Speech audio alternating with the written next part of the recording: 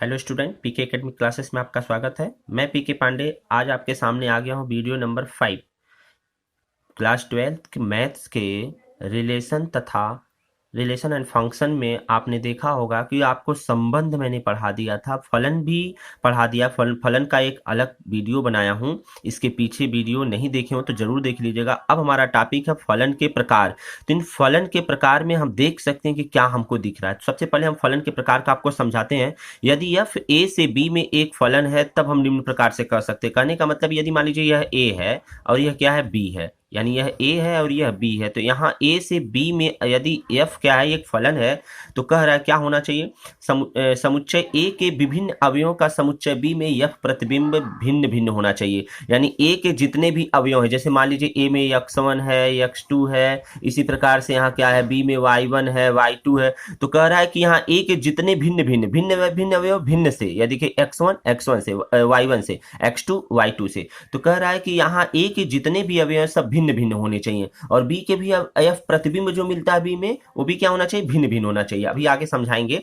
उसके बाद क्या कह रहा है कि दूसरा पॉइंट, समुच्चय a के दो या दो से अधिक अवयवों का समुच्चय b में यह प्रतिबिंब एक ही हो सकता है। यानी यहाँ के दो से, जैसे x1 का y1 हो सकता है और x2 का भी y1 हो सकता है, तो कह रहा है यहाँ के दो अवयव किसी एक पे जाकर के मिल सकते हैं। और तीसरा कह रहा है b का कोई अवयव ऐसा न हो जो a के किसी भी अवयव का प्रतिबिंब, मतलब इसमें कोई एक ऐसा अवयव न हो, जैसे मान लीजिए यहाँ पर x3 है और x1 और x2 तो जुड़ गया लेकिन x3 नहीं जुड़ा है। इसका मतलब कह रहा है कि b में कोई एक ऐसा अवयव न हो जो किसी a का यह प्रतिबिंब न हो, ये कह रहा है। अगला कह रहा है b में कम से कम एक अवयव ऐसा हो जो a के किसी न किसी अवयव का यह प्रतिबिंब न हो, ये भी कह रहा है।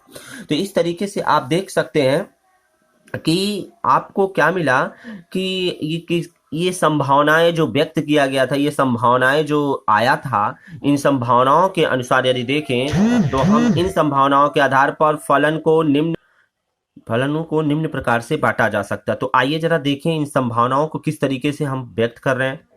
जी हाँ, ये देखिए आपका टॉपिक है एकैकी फलन, वन वन फंक्शन जिसे कहते हैं, बहुएकैकी फलन, अंतरक्षेपी फलन, आच्छादक फलन, एकैकी अंतरक्षेपी फलन, बहुएकैकी अंतरक्षेपी फलन, एकैकी आच्छादक फलन, बहुएकैकी आच्छादित फलन। अब थोड़ा मैं इसको समझाता हूं आपको। देखिए मेन तो है चार, एकैकी फलन, बहुएकैकी फलन, अंतरक्षेपी फलन और आच्छादक फलन। ठीक, ये चार जो है इसके बने हुए रूप हैं। जैसे देखिए एकैकी को एक बार किसके साथ ले लें, अंतर के साथ, तो देखिए एकैकी अंतरक्षेपी फलन हो गया। फिर इसी एकैकी को किसके साथ ले लें, आच्छादक के साथ ले लें, तो ये देखिए यानी कि आपको मिल गया, सॉरी, एकैकी को अंतरक्षेपी के साथ लिए, फिर बहु को भी अंतरक्षेपी के साथ ले सकते हैं। तो बहु एकैकी को अब क्या करेंगे, एकैकी को आच्छादक के साथ लेंगे, एकैकी को आच्छादक के साथ लेंगे, फिर बहु को आच्छादक के साथ, मतलब एक बार इसको अंतरक्षेपी के साथ लेना है और आच्छादक के साथ लेना है, एक बार इसको अंतरक्षेपी के साथ और आच्छादक के साथ। ये जो हिंदी बोल रहे हैं, हिंदी बोलने में बड़ा टफ है, ये आपको भी याद रखने में बड़ी प्रॉब्लम होगी। तो आइए जरा इंग्लिश देखते हैं सिंपल तरीके से। एकैकी है तो सिंपल याद रखिएगा वन वन, बहु एकैकी है तो याद रखिएगा मेनी वन, अंतरक्षेपी है तो याद रखिएगा इनटू, और आच्छादक है तो याद रखिएगा आंटू। तो one one, many one, into, onto. तो आपसे बार बार शब्द लिया जाएगा, वन वन क्या है, इनटू क्या है, आंटू क्या है, मेनी वन क्या है, ये सारी चीजें। तो अब जरा देखते हैं, जरा इससे हो सकता है इंग्लिश से आप ज्यादा समझ जाए। One one function, many one function, into function, onto function. One one का मतलब एक केवल होना चाहिए, मेनी वन का मतलब यहां से कई लोगों का होना चाहिए, इनटू का मतलब हमेशा सह प्रांत से, जैसे देखिए ए है यहाँ पर क्या है, बी है, तो यानी यहां से यहां होना चाहिए। तो इनटू का और आंटू का भी इधर से होना चाहिए। तो जरा देखते हैं, मैंने बोला एकैकी के साथ अंतर, यानी वन वन के साथ एक बार क्या ले लीजिए, इनटू ले लीजिए। तो वन वन के साथ देखिए इनटू लिया गया है। एक बार क्या करिए, मेनी वन के साथ इनटू ले लीजिए, तो एक बार मेनी वन के साथ इनटू ले लिया गया। एक बार फिर वन वन के साथ आंटू ले लीजिए, इसका मतलब वन वन के साथ आंटू हो गया। फिर इसके बाद सॉरी, मेनी वन के साथ आंटू ले लीजिए, फिर मेनी वन के साथ देखिए आंटू हो गया। तो कहने का मतलब इस तरीके से आप देख रहे होंगे 8 प्रकार से दिख रहा है। इसमें आप देख सकते हैं वन वन इनटू को इंजेक्टिव फंक्शन भी बोला जाता है, कभी कभी ऐसा भी मिलता है। और बहु अंतरक्षेपी यानी मेनी वन इनटू को क्या बोला जाता है, बाइजेक्टिव फंक्शन बोला जाता है। तो याद रखिएगा इंजेक्टिव और बाइजेक्टिव भी इसको बोला जाता है। ठीक है, आइए जरा नोट देखते हैं। अंतरक्षेपी को आच्छादित फलन भी कहा जाता है और आच्छादक फलन को आच्छादी फलन भी कहते हैं। तो आप हिंदी याद रखने से अच्छा है कि आप इंग्लिश ही याद रखिए। आज मैं आपको टॉपिक पढ़ाऊंगा एकेकी फलन। सिर्फ मैं आगे वाले वीडियो जो भी आपको मिलेंगे इन सब के लिए अलग अलग वीडियो बनाऊंगा, एक एक करके, एक एक पॉइंट करके मैं बनाता चलूंगा, ठीक है। एकेकी फलन क्या होता है इसको हम देखते हैं।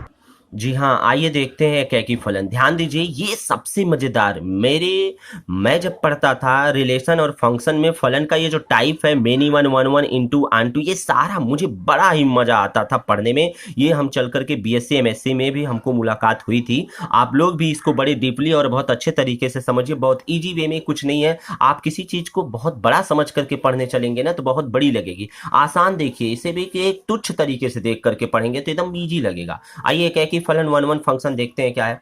पहले वन वन फंक्शन के लिए हम आपको ग्राफ दिखा देते हैं। पहले ध्यान दीजिएगा, वन वन फंक्शन का मतलब ए के जितने भी अवयव हैं और बी में जितने अवयव हैं, ए के प्रत्येक अवयव बी के एक से ही जुड़ा है। एक आप देखिए x2 y2 से जुड़ा है, x3 y3 से जुड़ा है। इसका मतलब ए में जितने अवयव हैं प्रत्येक अवयव बी के प्रत्येक अवयव से केवल एक और एक ही तरीके से जुड़े हुए हैं।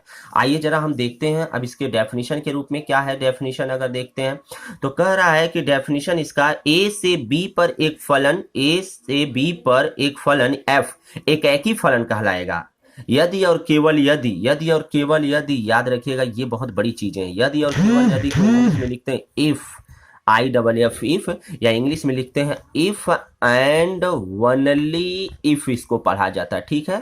तो आइए देखते हैं। अथवा इसका दूसरा डेफिनेशन यदि देखते हैं तो दूसरा डेफिनेशन आपके सामने आ गया। यदि क्या फलन f maps from A to B, यानी इसका मतलब ए से बी में एक फलन f है, एकेकी फलन कहलाता है यदि प्रांत ए के, प्रांत मतलब जो पहले है, प्रांत ए के अलग अलग अवयव के सह प्रांत बी में सर्वथा अलग अलग अवयव ही प्राप्त हो, जैसा कि आपको मैंने अभी डायग्राम में दिखाया। अगर इसको प्रतीकात्मक रूप में लिखते हैं तो कैसे लिखेंगे, कहेंगे f एकेकी है, यानी x1 x2 बिलोंग्स टू ए के लिए हम क्या करते हैं, सिर्फ आपको यही डेफिनेशन याद रखने हैं। तो जैसे मान लीजिए कोई क्वेश्चन अगर सिद्ध भी करना है तो बस यही आपको याद रखना है। क्या कह रहा है, x1 not equal to x2, तो आप देख सकते हैं क्या x1 x2 बराबर है। यहाँ पर x1 कुछ दूसरा होगा, मान लीजिए यह एक है यह दो है, तो एक अलग दो अलग है, तो क्या, तो x1 not equal to x2 अगर लेकर के हम चलेंगे, मतलब यहां से दो अवयवों को आपस में बराबर, ऐसे x1 not equal to x2 लेकर के यदि चलेंगे और इसको किसी भी तरीके से हल करते चले, हमको ये प्राप्त हो जाए कि मतलब क्या, इसमें f ऑफ x1 का जो है, यानी इस x1 के ऊपर जब f लगाएंगे तो इसका जो अवयव मिला है y1 और इसका f आपके x2 के साथ जब f को लगाएंगे तो इसका जो अवयव मिला है y2, ये दोनों आपस में बराबर नहीं।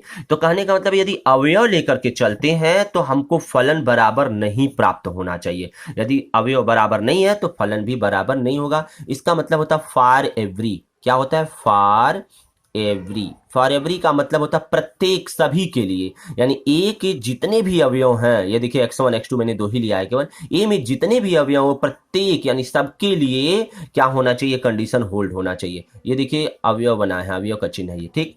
इसी चीज को अथवा करके लिख सकते हैं। यदि हम पहले फलन को ले लें तो फलन को आपस में यदि बराबर कर दें तो हमको अवयव आपस में क्या होना चाहिए, बराबर मिलना चाहिए। यानी अवयव लेकर चलते हैं तो नॉट लेकर के चलना पड़ेगा, तो फलन नॉट मिलेगा। लेकिन अगर फलन लेकर के चलेंगे तो बराबर लेके चलेंगे तो अवयव बराबर मिलना चाहिए, फॉर एवरी। इन दोनों में से कोई आप प्रयोग कर सकते हैं, ठीक है। तो जरा ये प्रतीकात्मक रूप में था। अब जरा इनका आलेख रूप देखते हैं क्या। तो ये इनका आलेख रूप आपको मैंने समझा दिया है। अब इस पे जरा नोट देखते हैं क्या। तो कह रहा है यदि x के समांतर कोई भी रेखा फलन के ग्राफ को एक से अधिक बिंदुओं पर नहीं मिलती है तो एकेकी फलन कहलाती है। जैसे मान लीजिए कोई ग्राफ है इस तरीके से, ये x अक्ष है, ये x अक्ष है और ये क्या है, y अक्ष है। तो आपको देखने में आ रहा होगा कोई ग्राफ ही आपके पास ऐसे है, तो ये जो ग्राफ है इसका मान लीजिए fx ग्राफ है, ठीक है, y बराबर fx कोई ग्राफ है। तो कह रहा है कि इसको अगर y के समान x के समांतर काटा जाए तो x ये है तो इसके समांतर यानी ये होगा, ये होगा, ये होगा, नीचे भी ये होगा। तो ये देखिए ग्राफ है, अगर x के समांतर कोई रेखा मैंने खींचा तो केवल एक बिंदु पे ही काटा है, यानी जब एक बिंदु पे काटता तो कहेंगे हाँ फलन एकेकी है। लेकिन अगर दो बिंदुओं पे ही काट देता, जैसे मान लीजिए ऐसे है, ऐसे, और यहाँ पर कोई ऐसे है, इसको x के सापेक्ष ऐसे देखिए, यहाँ भी काटा यहाँ भी काटा, तो ये नहीं होगा 1 1, ठीक है, ये मिनिमम हो जाएगा। तो 1 1 ये पॉइंट है। अब जरा एग्जाम्पल देख लेते हैं।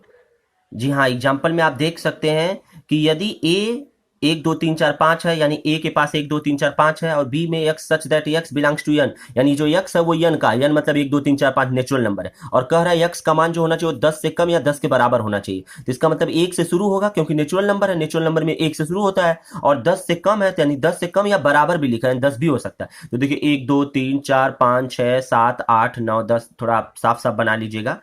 1 2 ये 10 तक दिया है, इसमें 5 तक दिया है, तो कह रहा है एफ मैप्स फ्रॉम, यानी इनके बीच में जो ये एफ मैपिंग है, ये जो एफ मैपिंग है ए से बी में किस प्रकार से है। तो कह रहा है कि मान लीजिए इसके लिए एक दिया है एफ एक्स, ये कंडीशन जरूर देगा किसी न किसी क्वेश्चन में, जब भी देगा ए और बी देगा और फलन देगा।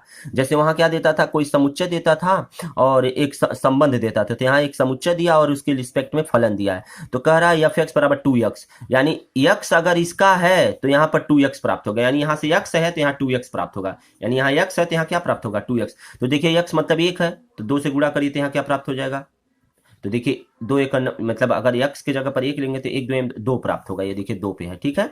उसी प्रकार से यदि 2 लेंगे तो 4 पे प्राप्त होगा, तो देखिए 4 मिला दिया। इसी प्रकार से 3 लेंगे तो 6 पे प्राप्त होगा, 3 दूनी 6, 4 लेंगे तो 8 पे प्राप्त होगा, और 5 लेंगे तो 10 पे प्राप्त होगा। तो कह सकते हैं यहाँ से a के भिन्न भिन्न अवयव b के भिन्न भिन्न अवयव हैं, अतः कह सकते हैं। आप कहेंगे सर यहाँ छूट सकता है, यहाँ से मतलब नहीं है, क्योंकि ईच मतलब यहाँ का कोई नहीं छूटना चाहिए और यूनिक होना चाहिए, यहाँ पर कोई न कोई एक पॉइंट बच सकता है, उससे कोई मतलब नहीं है, लेकिन यहाँ नहीं छूटना चाहिए। तो यूनिक मतलब जहां इसको मिल, हम इससे देखें ना, ईच मतलब यहाँ का देखें, यूनिक मतलब यहाँ का देखें, मतलब ये जो मिल रहा है कहीं ना कहीं मिल रहा है एक जगह पे। तो देखिए सबका एक सिंगल सिंगल मिल रहा है, अतः यह क्या है, ये भिन्न भिन्न अवयव बी के भिन्न भिन्न अवयव है, अतः एक ही फलन है। इस प्रकार से आपने इसको देखा। अगला टॉपिक हमारा दूसरा रहेगा जिसका नाम है, आप देख सकते हैं, बहु एक फलन क्या होता है। तो एक ही फलन पढ़ाने के बाद बहु एक फलन पढ़ाएंगे, इसके लिए अलग वीडियो बनाएंगे। अगर ये वीडियो अच्छा लगा हो तो आप लाइक तथा शेयर भी करें, और हाँ, जो लोग नए हों सब्सक्राइब करना एकदम ना भूलें। धन्यवाद।